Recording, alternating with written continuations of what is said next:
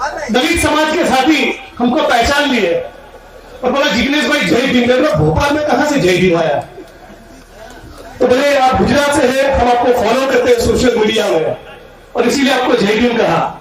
मैंने बहुत बढ़िया, आपको भी जय भीम। ये बताइए मध्य प्रदेश के चुनाव में क्या होने वाला है? उन्होंने भी कहा कि कमलनाथ जी के नेतृत्व में यहां कांग्रेस पार्टी की सरकार बनने जा रही है और पूरे रास्ते में जहां पर हम लोग चाय पीने के लिए रुके, जिनसे भी बात किया सभी ने मानो कि मूल बना लिया हो। और इसीलिए मैं आप तमाम मोरगढ़ी और हरदा वासियों को आने वाले चुनाव में जो कांग्रेस पार्टी की सरकार बनने जा रही है उसकी एडवांस में अग्रिम बधाई देने के लिए आपको यहां पर आया हूं। साथियों, पिछली बार भी यहां कांग्रेस पार्टी की ही सरकार बनी थी। आप ही के आशीर्वाद से, आप ही के वोट के कारण। लेकिन जो लोग कोरोना में आपको दवाई देने के लिए तैयार नहीं थे, जिनके पास कोरोना में आपको देने के लिए एक बिस्तर नहीं था, उन्होंने कांग्रेस पार्टी के 22 विधायकों को 25-25 करोड़ खर्च करके आपके आशीर्वाद से बनी हुई सरकार को तोड़ा है। और इसीलिए इस चुनाव में केवल वोट नहीं देना है, इस चुनाव में कमलनाथ जी को, कांग्रेस पार्टी के नेताओं को वोट देने के साथ साथ भाजपा के गाल पर जमकर चाटा भी जड़ना है। ये कहने के लिए आपके बीच में आया।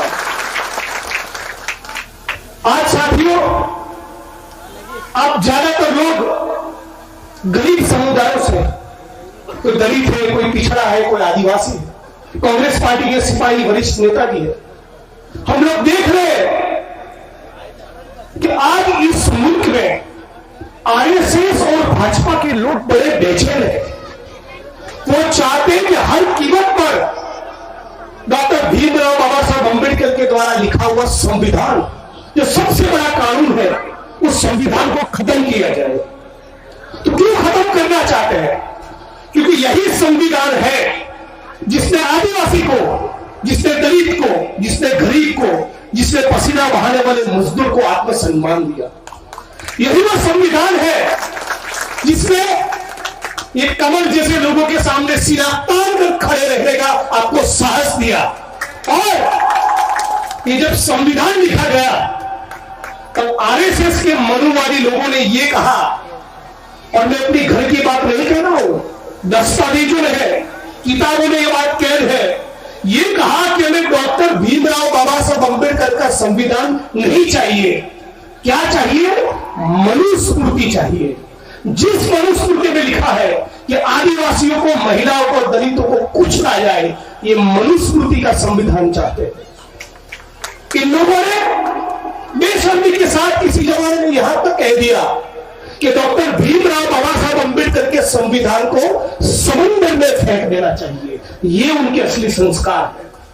और आज जब संविधान के ऊपर हमला है, जब दिल्ली की सड़कों पर संविधान की कॉपी को जलाया गया, तो सबसे पहले जवाबदारी बनती है, जिम्मेवारी बनती है कांग्रेस पार्टी के एक सिपाही की, दलितों की, आदिवासियों की, ओबीसी की, मजदूरों की, मजलूमों की, कि हर कीमत पर हमें भारत के संविधान का रक्षण करना है, इस संविधान को हमें बचाना है। यही वो संविधान है जो कहता है कि मुकेश अंबानी का भी एक वोट होगा और मोरखड़ी के मजदूर का भी एक वोट होगा। ये हमको संविधान ने दिया और ये संविधान को भी खत्म करना चाहते हैं। और हमारी जो विविध परंपरा है, ये बड़ा कमाल का मुल्क है जिसको हम भारत कहते हैं, इंडिया कहते हैं, हिंदुस्तान कहते हैं। इस मुल्क में अनगिनत जातियां हैं, बहुत से धर्मों के लोग हैं। स्वतंत्रता के आंदोलन के दौरान हम लोग कहते थे हिंदू, मुस्लिम, सिख, ईसाई, भारत मां के 4 सिपाही। ये सभी लोगों ने मिलकर इस मुल्क को आजादी दिलाई। ये सभी लोगों ने, सभी जाति के लोग, सभी धर्म के लोग, विविध कपड़े, विविध वेशभूषा पहनने वाले, विविध भाषाएं बोलने वाले, अलग अलग बोलियां बोलने वाले, सभी लोगों ने साथ में मिलकर अंग्रेजों का मुकाबला किया और इस मुल्क को आजादी दिलवाई। और ये जब स्वतंत्रता का आंदोलन चल रहा था, तब मोदी जी जिसकी विचारधारा ने यकीन करते हैं, शिवराज मामा जिस आरएसएस की विचारधारा में यकीन करते हैं, ये आरएसएस के लोग कहां थे? याद रखिएगा, ये आरएसएस के लोग भगत सिंह, सुखदेव और राजगुरु के साथ भी नहीं थे। ये आरएसएस के लोग ज्योतिबा फुले, रामास्वामी पेरियार और डॉक्टर भीमराव बाबा साहब अम्बेडकर के साथ भी नहीं थे। ये आरएसएस के लोग आजाद हिंद फौज की स्थापना करने वाले सुभाष चंद्र बोस के साथ भी नहीं थे। और ये आरएसएस के लोग घाटी और सरदार और कांग्रेस के साथ भी नहीं थे। ये लोग स्वतंत्रता के आंदोलन के साथ गद्दारी कर रहे थे।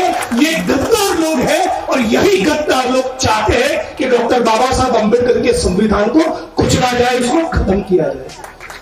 जब 23 साल की उम्र में शहीद आजम भगत सिंह फांसी के तख्ते पर झूले, तब उनके साथ थे चंद्रशेखर आजाद, यतीन्द्रनाथ दास, राम प्रसाद बिस्मिल, अशफाक उल्लाह खान, सुखदेव, राजगुरु, ये तमाम युवा 20, 22, 25, 26, 27 साल के क्रांतिकारी उनके साथ आंदोलन में थे। एक क्रांति खड़ी करना चाहते थे। इन लोगों की जासूसी आरएसएस वाले करके उसकी सूचना अंग्रेजों को देने का काम करते थे। ये इस मुल्क के सबसे बड़े गद्दारों को पहचानो। इनको संविधान से तो नफरत है ही है, लेकिन 52 साल तक हमें इस बात को बार बार दोहराना पड़ेगा। एक एक बहनों तक, माता तक, बच्चों तक, विद्यार्थी तक, देश के कोने कोने में ले जाना पड़ेगा इस बात को। कितने साल? 52 साल तक भारत का तिरंगा इन लोगों ने लहराया नहीं। स्वतंत्रता के आंदोलन के साथ गद्दारी की। और न केवल इतना, तिरंगा में जो 3 रंग है, ये बहुत ही मनहूस है, ऐसा आरएसएस के लोग कहते थे। और उसी की पैदाइश आज भाजपा दिल्ली में सत्ता के स्थान पर बैठी है। तो आज साथियों, हम तमाम लोगों को सलाम करना पड़ेगा स्वतंत्रता के आंदोलन की सिपाहियों को। हम तमाम लोगों को सलाम करना पड़ेगा उन लोगों को जिन्होंने 3 साल तक संविधान सभा में डिबेट करके आधुनिक दुनिया का एक सर्वश्रेष्ठ संविधान हमको दिया। जिन लोगों ने साथ में मिलकर तिरंगे का रंग चुना, उन तमाम लोगों को इस मंच पर से मैं सलाम करता हूं, सैल्यूट करता हूं। लेकिन आज कुछ लोग बड़े नौटंकी करने में लगे हैं। जैसे ही 26-27 पॉलिटिकल पार्टी एक होकर मोदी जी, आरएसएस और भाजपा के खिलाफ टीम इंडिया बनाकर खड़ी हो गई और उनको लगा अब की बार छक्के छूटने वाले हैं, अब की बार पसीना आने वाला है, तब जिस प्रकार से भारत जोड़ो यात्रा को गाली देते थे, जिस प्रकार से भारत के संविधान से नफरत करते थे, और उसी प्रकार से ये टीम इंडिया को भी नफरत करते। लेकिन मैं आपको कहना चाहता हूं, जब टीम इंडिया बन चुकी है तो लिख के रखिए, 2024 में, पहले 2023 में शिवराज मामा को भी टाटा गुड बाय करेंगे और उसके बाद 2024 में नरेंद्र मोदी को भी टाटा गुड बाय करने वाले हैं। जैसा ही टीम इंडिया बना, मोदी जी को राखी के दिन बहनों की याद आ गई और 1100 रुपये का सिलेंडर 200 रुपया कम कर दिया। तेल महंगा, सब्जी महंगी, दूध महंगा, दवाइयां महंगी, बच्चों की शिक्षा महंगी, एक एक चीज में भयंकर महंगाई, किराना महंगा, मोलगाड़ी से हर बार जाना है तो भाड़ा महंगा, एक एक चीज में भयंकर बेरोजगारी, महंगाई। और इस महंगाई के जरिए आपकी जेब में से हर महीने 5,000, 8,000, 10,000 छीन लो और फिर बोलो मैं आपको 2,000 रुपये देने वाला हूं मेरी लाडली बहन। इन नौटंकीबाजों को पहचानो। मोदी जी बहनों को बहुत याद करते हैं। गैस का सिलेंडर का दाम राखी के दिन कम किया, लेकिन आप में से ज्यादातर लोग दलित, आदिवासी, गरीब तबके के लोग हैं। याद करें उस दिन को जिस दिन मणिपुर में आदिवासी समाज की बहन के साथ क्या हुआ, उसके कपड़े निकालकर उसको निर्वस्त्र करके मणिपुर की सड़कों पर जब घुमाया जा रहा था, तब चप्पल इनके सीने वाला मोदी एक शब्द नहीं बोला है। इस बात को याद रखिएगा। आप मोदी जी कहते हैं चप्पल इनका सीना है, महिलाओं का सम्मान करते हैं, नारा लगाते हैं, यत्र नारियम की पूज्यन्ते रमन्ते तत्र देवता। जहां नारी का सम्मान होता है वहां देवताओं का वास होता है, ये कहते हैं। लेकिन जब मणिपुर में आदिवासी समाज की एक बेगुना बहन को उसके कपड़े उतारकर जब सड़कों पर निर्वस्त्र घुमाया, तब मोदी जी ने एक शब्द नहीं कहा। इस बात को मेरे आदिवासी भाइयों आपको याद रखना होगा। इस नौटंकी को, इस नाटक को आपको समझना होगा। आए दिन यहां पर दलितों के ऊपर अत्याचार होते हैं और मोदी जी यहां आए और संत रविदास का नाम लिया। रविदास जी को याद करते हुए कहा हम यहाँ 100 करोड़ का रविदास जी के नाम पर मंदिर बनाएंगे। मोदी जी, उन्होंने जब गुजरात के उन्होंने दलितों को मारा तब भी आपने नाटक किया था और ये कहा था कि मारना है तो मुझे मारो, मेरे दलित भाइयों को मत मारो। लेकिन उसके बावजूद दलित के ऊपर उत्पीड़न, अत्याचार, जुल्म कभी बंद नहीं हुए। हम ये कहना चाहते हैं कांग्रेस पार्टी की ओर से, हम संत रविदास जी के नाम पर मंदिर नहीं, संत रविदास जी के नाम पर यूनिवर्सिटी खड़े करेंगे ताकि आने वाली पीढ़ियां उसके पार पड़े। और संत रविदास जी का ही कहना है, ऐसो चाहू राज में जहां मिले सभी को अन्न, छोटे बड़े सब संग से रविदास रहे प्रसन्न। रविदास जी एक ऐसा समाज चाहते थे जिसमें सभी को 2 वक्त की रोटी मिले और एक समान रोटी मिले। और मोदी जी की सरकार में क्या हो रहा है, मुकेश अंबानी नाम का एक आदमी 27 माल की बिल्डिंग में रहता है, लेकिन जिस दलित और आदिवासी मजदूर के खून और पसीने से उस बिल्डिंग का निर्माण हुआ, वो हरदा की, भोपाल की, इंदौर की, मुंबई की, अहमदाबाद की, दिल्ली की सड़कों पर नंगा सोया पड़ा है। इसके लिए तो बाबा साहब ने संविधान नहीं लिखा था, इसीलिए तो 23 साल की उम्र में भगत सिंह ने बलिदान नहीं दिया था। शिवराज सिंह, मेरे पहले के साथी ने बताया, 18 साल तक कभी कोई बहन की याद नहीं आई। मेरी बहनों और मां को आपको कहना चाहता हूं, 18 साल तक यह बहना जो पूरे मध्य प्रदेश को मांग में रहा है, उसको 18 साल तक बहनों की याद नहीं आई। और अब की बार जब लगा कि सत्ता हाथ से फिसल रही है तो लाडली बहना योजना लेकर आ गए। लेकिन उनसे सवाल पूछना चाहता हूं कि मोदी जी से नोटंकी तो आप सीख लिए, लेकिन इस बात का जवाब दीजिए, जब सीबी आप गए थे सितंबर के पहले सप्ताह में और उसके 10 दिन पहले सीबी में 17 साल की नाबालिग आदिवासी बच्ची पर बलात्कार हुआ, उसकी हड्डियां तोड़ दी, उसके हाथ पैर तोड़ दिए, उसकी आंखें फोड़ डाली, तब आपको लाडली बहन नहीं याद आई। उस बहन में आपको लाडली बहन नहीं दिखी। और इसीलिए गुजरात से चलकर पूरे मध्य प्रदेश की बहनों को, माताओं को यह कहने के लिए आया, इस बात को समझ लिए, महीने का 1000 रुपया, 1500 रुपया, 2000 रुपया, 5000 रुपया, कुछ भी दे, हम हमारे आत्मसम्मान का सौदा करने वाले नहीं। और कमलनाथ जी की सरकार बनेगी, हर कीमत पर बनेगी, और हम लोग बहनों को आर्थिक सहयोग भी देंगे और आपके आत्मसम्मान की रक्षा भी करेंगे। वो पैसा किस काम का, वो आर्थिक सहयोग किस काम का, जो हमारी बहन बेटियों को, बच्चियों को आत्मसम्मान और सुरक्षा न दे पाए। ऐसे पैसों की हमको जरूरत नहीं। और मैं गुजरात से जब निकल रहा था तब यहाँ के कुछ दोस्तों से बात हुआ, क्या चल रहा है मध्य प्रदेश में, और मैंने जो एक एक चीजों के बारे में पढ़ा, आदिवासी समाज के एक व्यक्ति बैठा हुआ है, एक आदिवासी भाई बैठा है, उसकी माथे पे पेशाब करो, भाजपा का नेता, ये भारत का संस्कार हो सकता है। मोदी जी इतना दुनिया में घूमते हैं तो कभी कोई पत्रकार सवाल पूछेगा तो क्या जवाब दोगे? इससे भारत की आबरू नीलाम होती है, उससे हमारे आदिवासी अस्मिता और गौरव को ठेस पहुंचाई है, और इसका जवाब आपको चुनाव में देना पड़ेगा। क्या हम लोग इतने कमजोर हैं, इतने गए गुजरे हैं, हमारे जीवन का कोई वैल्यू नहीं है, हमारी जीवन का कोई मतलब नहीं है कि आदिवासी समाज के भाई के ऊपर एक व्यक्ति खुलेआम पूरा मुल्क पूरी दुनिया देखने को पेशाब करे और हम लोग क्या खामोश रहेंगे? इस बात का चुनाव में आपको करारा जवाब देना पड़ेगा। दलित समाज का व्यक्ति, उसके साथ क्या हुआ? उसके चेहरे के ऊपर मैला फेंक दिया। आदिवासी समाज का व्यक्ति उसके चेहरे के ऊपर पेशाब फेंक दिया। हे मध्य प्रदेश के दलितों, आदिवासियों, एक हो जाओ।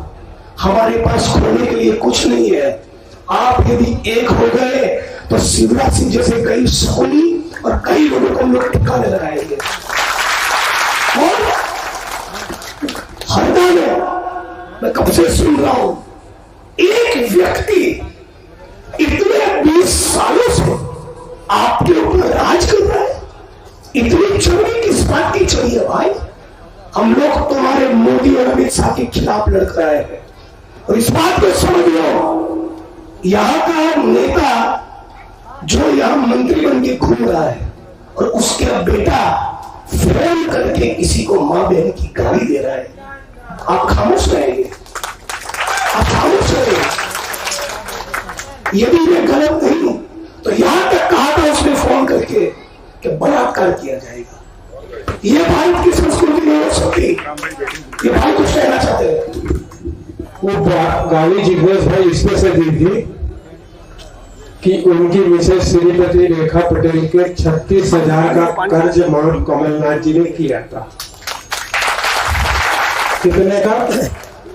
तो एक डिबेट थी, तो उसमें मैंने वो कह रहे थे कि कमलनाथ जी ने कर्ज माफ नहीं किया, तो मैं लिस्ट निकाल के ले गया था, तो उनमें उनकी मिसेस का 36,000 काला चेक मतलब पुराना डिफॉल्टर माफ किया था।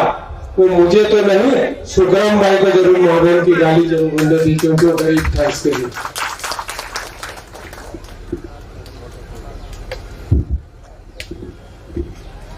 साथियों, मान के चलिए दलित के तौर पे कि हमारे साथी ने जो कहा वो गलत कहा। आपने तो सही कहा था। हमारा ये कहना कि मान के चलिए गलत कहा था, तब भी किसी नेता के बेटे की ये औकात कि फोन करके इस प्रकार की भाषा का प्रयोग करे और पूरा मोलगढ़ी और पूरा हरदा हम लोग क्या चुप रहेंगे? इस चुनाव में जवाब दो। ये जो अत्याचार हो रहा है, ये जो ज्यादती हो रही है, ये जो जुल्म हो रहा है, ये जो शोषण हो रहा है, ये जो गुंडागर्दी हो रही है, उस गुंडागर्दी के खिलाफ पूरे हरदा के लोग एक हो जाओ। कांग्रेस पार्टी उनके की चोट पर तुम्हारे साथ खड़ी रहेगी और जिसका भी घमंड है उसका घमंड चकनाचूर करेंगे। और इस बात को कहना चाहता हूं, वो हरदा का भाजपा का नेता हो, शिवराज सिंह हो या नरेंद्र दामोदर दास मोदी हो, याद रखिए घमंड और अहंकार तो राजा रावण का भी उतरा था, तुम्हारा भी घमंड करने वाला है। और पत्रकार साथियों, कल के अखबार का हेडलाइन दे रहा हूं, कमल पटेल हो या कमल का फूल हो, दोनों इस बार मुरझाने वाले हैं। इस बात को समझ लो, क्योंकि जनता ने भी पहचान लिया है। सड़क नहीं, मैं यहां आया हरदा से, सड़क नहीं है ठिकाने वाली, बिजली का ठिकाना नहीं है, स्कूल कोई है, कोई बढ़िया स्कूल है, कोई यूनिवर्सिटी है, कोई कॉलेज है, कोई बड़ा अस्पताल? यहां से किसी प्रेग्नेंट महिला को हरदा लेकर जाना हो या इंदौर या भोपाल लेकर जाने की जरूरत पड़ेगी तो सड़क तो अच्छी होनी चाहिए ना। तो 20 साल से क्या कर रहे हैं? मंजीरा बजा रहे हैं। क्या कर रहे हैं 20 साल से? सड़क का ठिकाना नहीं, बिजली का ठिकाना नहीं, शिक्षा का ठिकाना नहीं, रोजगार का ठिकाना नहीं। आज अभी मैं देख रहा था, किसी ने मुझे आर्टिकल पढ़ने के लिए दिया, आदिवासी समाज के, भील समाज के एक साथी को गोली मार दी। सुनिएगा तमाम लोग, भील समाज के अपने एक भाई को केवल इसलिए गोली मार दी कि उसके खिलाफ क्या इल्जाम था? लकड़ा चोरी किया है। लकड़ी की चोरी के कारण एक दलित को, आदिवासी को छाती में गोली मार दोगे और आप खुद 250 घोटाले किए हो, उसका जवाब क्या? कितना घोटाला हुआ है शिवराज जी के शासन में? 250 से ज्यादा घोटाले। और ये जो व्यापम का घोटाला हुआ, ये भारत के इतिहास का एकमात्र ऐसा घोटाला है जिस घोटाले के साथ जुड़े हुए 100 लोगों की हत्या कर दी गई। ऐसे स्वतंत्र भारत में कभी नहीं हुआ। हमारे गुजरात में भी किसानों को, मजदूरों को, गरीबों को मोदी जब मुख्यमंत्री थे बहुत लूटा, बहुत घोटाले हुए, बहुत करप्शन हुआ, बहुत भ्रष्टाचार हुआ, लेकिन किसी भ्रष्टाचार के मामले में 100 लोगों की हत्या कर दी जाए, ऐसा तो कभी दुनिया में सुनने को नहीं आया। तो हम तमाम लोगों की ये जिम्मेदारी बनती है इस बाबतों को, इन चीजों के ऊपर आप गौर फरमाइए। यह आपके जीवन का सवाल है। मैं तो कभी कभार गुजरात से आपके बीच में भाषण करने के लिए आऊंगा, कभी आपको मिलने के लिए आऊंगा, कभी कांग्रेस पार्टी यहाँ बिरसा मुंडा का स्टैच्यू लगाएगी तो स्टैच्यू को सलाम करने के लिए आऊंगा। लेकिन सवाल आपके जीवन का है, सवाल आपके जीवन का है। जिस सरकार ने आपका पेट्रोल डीजल महंगा किया, जिस सरकार ने आपका गैस का सिलेंडर महंगा किया, जिस सरकार ने अस्पताल महंगे किए, दवाइयां महंगी की, बच्चों की फी महंगी की, उसी सरकार को गलती से यदि आप लाए तो उसका केवल एक मतलब होगा, आप मुझे मारो। उसका मतलब होगा हम अपने ही पैर पर कुल्हाड़ी चला रहे हैं। और अभी थोड़े दिन पहले पटवारी का घोटाला निकला, हर एक चीज में घोटाला। यहां मैं सुन रहा हूं कोई भी ऐसा सरकारी विभाग नहीं, ऐसा कोई भी सरकारी डिपार्टमेंट नहीं जहां 50% तक की घूस ली न जाती हो। 50% दोगे तभी आपका काम होगा। और फिर कहते हैं कि भारत माता की जय। इनके चरित्रों को पहचानो। ये एक नंबर के भ्रष्ट, हत्यारे और लंपट बलात्कारियों की पार्टी है। ये वो लोग हैं, ये वो आरएसएस और भाजपा के लोग हैं जिन्होंने बलात्कार करने वाले लोगों के समर्थन में उनके साथ खड़े रहकर रैलियां निकाली है और फिर आपको और हमको कहते हैं भारत माता की जय। इनको पहचानो। क्या कहा था मोदी जी ने? हर साल 2 करोड़ रोजगार मिला। आज 9 साल हो गए, 18 करोड़ रोजगार को भूल जाइए। उल्टा कोरोना के संक्रमण काल के दौरान इस मुल्क के 4 करोड़ लोगों के रोजगार छीन गए। पटवारी की परीक्षा में करीब 14 लाख लोगों ने एप्लीकेशन किया। उसमें से 11-12 हजार लोगों ने एग्जाम पास किया। और जब नतीजा आया तो पता चला जिसको मध्य प्रदेश में जिले की तरह है वो भी पता नहीं, ऐसे एक ही जिले के, एक ही तहसील के, एक ही सेंटर के लोग लगातार परीक्षा पास कर रहे हैं। ऐसे 16 लोगों ने विकलांग कैटेगरी में परीक्षा पास की। जो 16 लोगों का एक साथ कहना है कि कान में सुनाई नहीं देता है। साथियों, आपका बेटा, आपकी बेटी कितनी भी पढ़ाई करे, लेकिन यदि ये घोटाले रुकने वाले नहीं तो आपके बेटों और बेटियों का, युवक युवतियों का कोई भविष्य नहीं। आज मैं पूरी जिम्मेदारी के साथ कह रहा हूं, मध्य प्रदेश में शिवराज सिंह की सरकार के दौरान कम से कम 40 परीक्षाओं में भर्ती घोटाले हुए। कितने? 40। कम से कम 5 से 10 लाख युवाओं का भविष्य बर्बाद हो गया।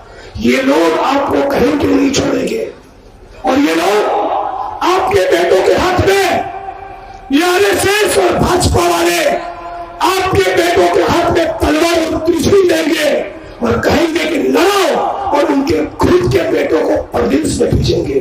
कहे कि तुम लंदन में पढ़ाई करो। उनके दामाद को, अपने बहन भाई को, अपने सालू भाई को बड़े बड़े टेंडर और कॉन्ट्रैक्ट देंगे और आपके हाथ में देंगे तलवार और त्रिशूल।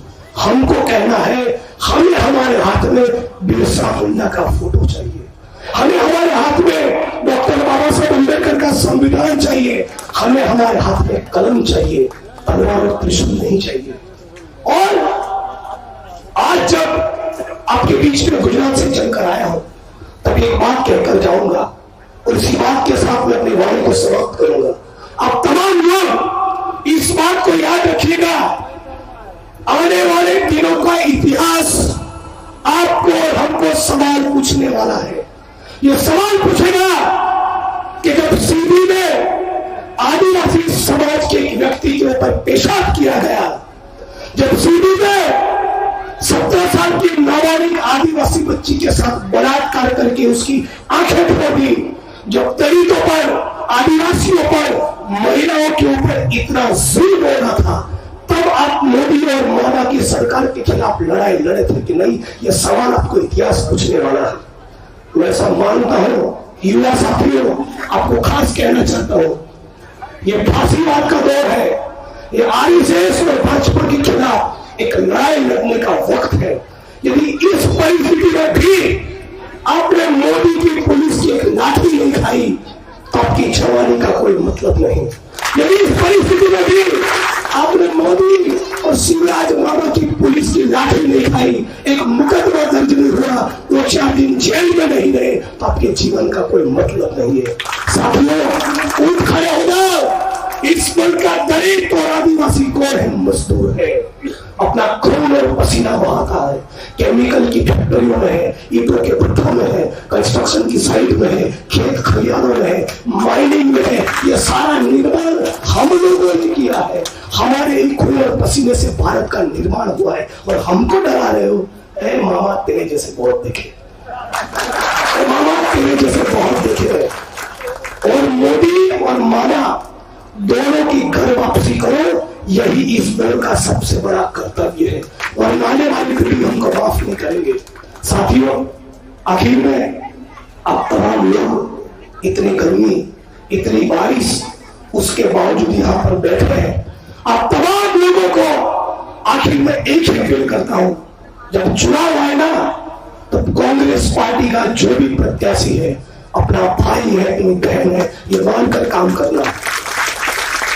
जब चुनाव आए तब ये बड़े बड़े पैसे वाले लोग जो पूंजीपतियों की, अडानी अंबानी की चापलूसी करते हैं, उनके तलवे छाटते हैं, ऐसे लोग आपके बीच में गुलाबी रंग की 2000 की नोट लेकर आएंगे, तब उनको कहना कि दलित है, पिछड़े है, मुसलमान है, आदिवासी है, गरीब है, किसान है, मजदूर है, लेकिन तुम्हारे 2000 रुपए की नोट की खातिर हम अपने आत्मसम्मान को गिरवी रखने वाले नहीं। बात बनते की चोट करते हैं, और आपकी आंखों में वो जब देखेगा कि आदमी खरीद नहीं सकते, तो उसको पूरा मौसम पता चल जाएगा। और मैं कह रहा हूं, थोड़ा मौसम मैं भी देख रहा हूं, धीरे धीरे हरदा का, मूंगफली का मौसम बदल रहा है। देखो बारिश की हो रही, और आप इसी एकता को, इसी मुस्कान को, इसी स्पिरिट को, इसी भावना को बनाए रखिए।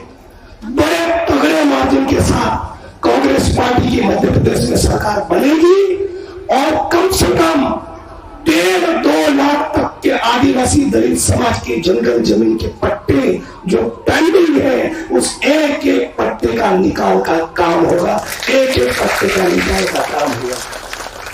तो साथियों, आप तमाम लोग मेरी बात को सुने, मुझे गुजरात से यहाँ आमंत्रित किया।